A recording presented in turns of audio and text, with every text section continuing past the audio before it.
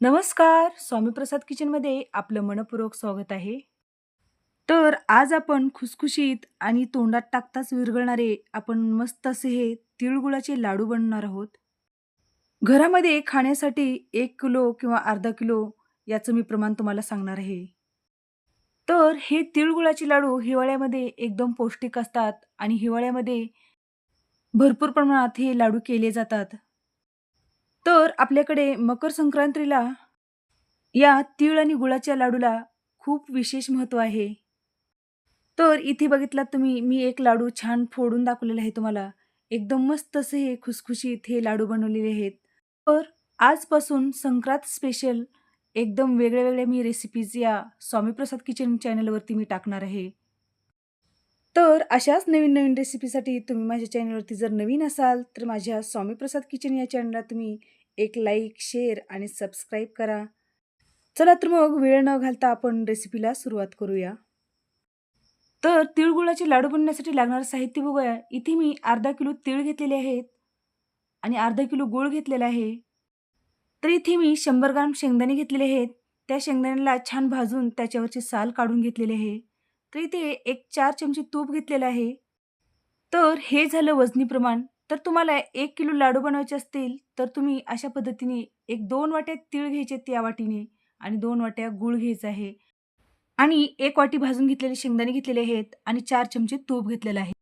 तर हे झालं वाटीचं प्रमाण. तर अशा पद्धतीने जर तुम्ही लाडू केलात, तर अजिबात लाडू चुकत नाहीत.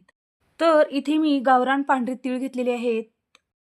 तर हे तीळ गॅसवर कढई ठेवलेलं आहे. कढई गरम झाल्यानंतर आपल्याला हे तीळ त्या कढईमध्ये घालून घ्यायचे आहेत आणि छान आपल्याला या तिळाला छान भाजून घ्यायचं आहे.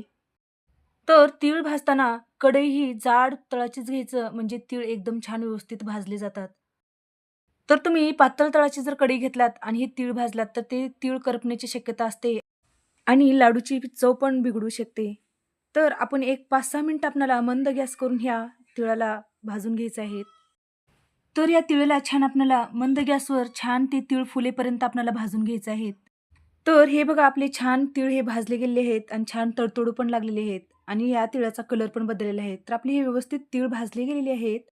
तर इथे मी एका टोपल्यामध्ये तीळ काढून घेतले आहेत. तर आपल्याला या तिळाला थंड करून घ्यायचं आहे. तोपर्यंत आपण जे भाजून घेतलेले शेंगदाणे आहेत, ते आपण मिक्सरच्या भांड्यामध्ये घालून घेऊया आणि याला छान जाडसर वाटून घ्यायचं आहे आपल्याला. तर अशा पद्धतीने हे शेंगदाणे जाडसर कुटून घेतलेले आहेत. तर इथे आपले छान तीळ थंड झालेले आहेत. तर आपण हे जाडसर शेंगदाणे कुटून घेतलेले आपण त्या तीळमध्ये घालून घ्यायचे आहेत आणि याला छान मिसळून घेऊया. तर इथे आपलं शेंगदाणे आणि तीळ छान भाजून एकदम व्यवस्थित मिसळून घेतलेलं आहे. तर आपण लाडू बनवण्यासाठी पाक बनवून घ्यायचा आहे आपल्याला. पाक बनवण्यासाठी गॅसवर कढई ठेवलेली आहे. कढई जाड तळाचीच घ्यायची. तर त्या कढईमध्ये एक 2 ते 3 चमचे मी तूप घालून घेतले आहे.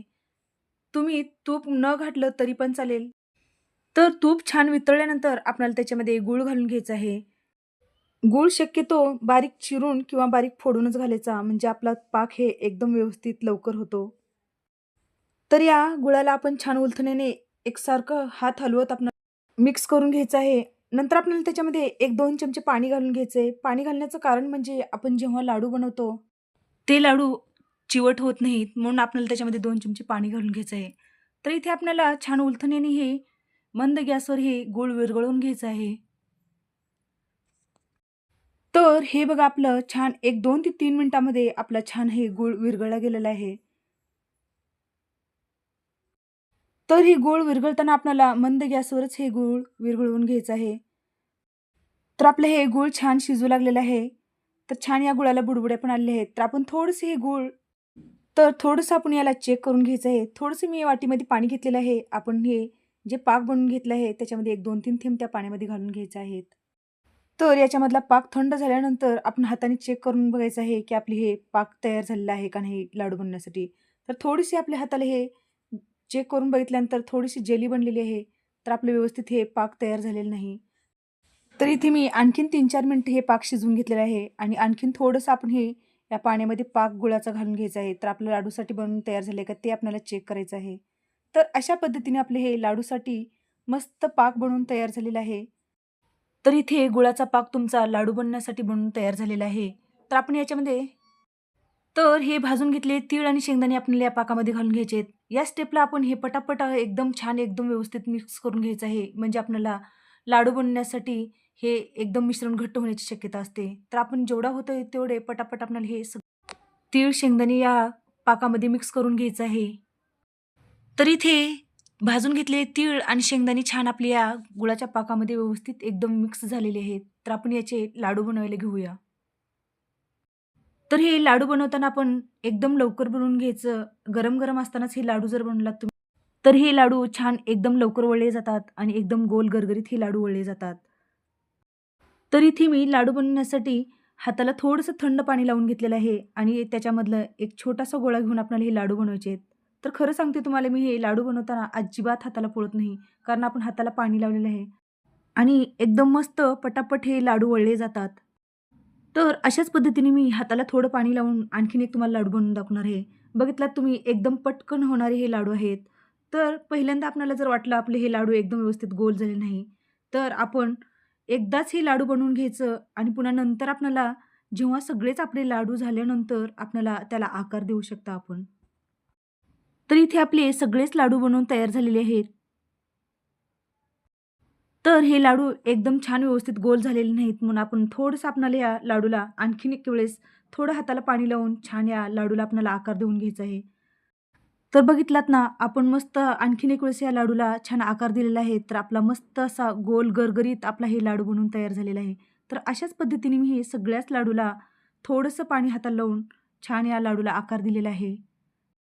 कारण सुरुवातीला आपण लाडू बनवताना मिश्रण आपलं गरम राहतं म्हणून आपण तसंच थोडं आबडधोबड लाडू बनवून घेतलेला असतो. नंतर आपण या लाडूला जर आकार दिला तर एकदम व्यवस्थित मस्त गोल गरगरीत आपले हे लाडू बनून तयार होतात. तर अशाच पद्धतीने मी सगळ्या लाडूला छान गोल गरगरीत आकार दिलेला आहे. तर इथे आपण एक अर्धा किलो तीळ घेतले होते आणि अर्धा किलो गूळ घेतलेत आणि बाकीचे जिन्नस तर आपले मस्त असे हे तर एवढ्या साहित्यापासून आपले हे वजनी प्रमाणात 1 किलो आपले हे तिळाचे लाडू बनवून तयार झालेले आहेत. तर अशा पद्धतीने तुम्ही तीळ आणि गुळाचे लाडू एकदा तरी नक्की करून बघा. तर हे आपले लाडू बनवून झाल्यानंतर आपल्याला फॅनखाली एक अर्धा तासासाठी हे थंड करण्यासाठी ठेवून द्यायचं आहे. तर हे तिळगुळाचे लाडू तुम्ही एकदा जरी करून ठेवलात, तर हे लाडू 1 ते 2 महिने छान हवाबंद डब्यामध्ये जर तुम्ही ठेवलात, तर छान आरामात टिकतात. तर इथे तुम्हाला मी एक लाडू तोडून दाखवत आहे. तर मस्त असे हे आपले खुसखुशीत, छान मस्त गोल गरगरीत, दिसायला पण छान, एकदम तिळगुळाचे लाडू आपले बनवून तयार झालेले आहेत. तर या तिळगुळाच्या लाडूला आमच्याकडे संक्रांतीला खूप विशेष महत्त्व आहे. तर आमच्याकडे संक्रांतीला तिळगुळाचे लाडू बनवलेच जातात. तर तुम्ही अशाच नवीन-नवीन रेसिपीसाठी तुम्ही माझ्या चॅनलवरती जर नवीन असाल, तर स्वामीप्रसाद किचन या चॅनलला तुम्ही लाईक, शेअर आणि सबस्क्राईब करा आणि बेल आयकॉनला क्लिक करा. धन्यवाद.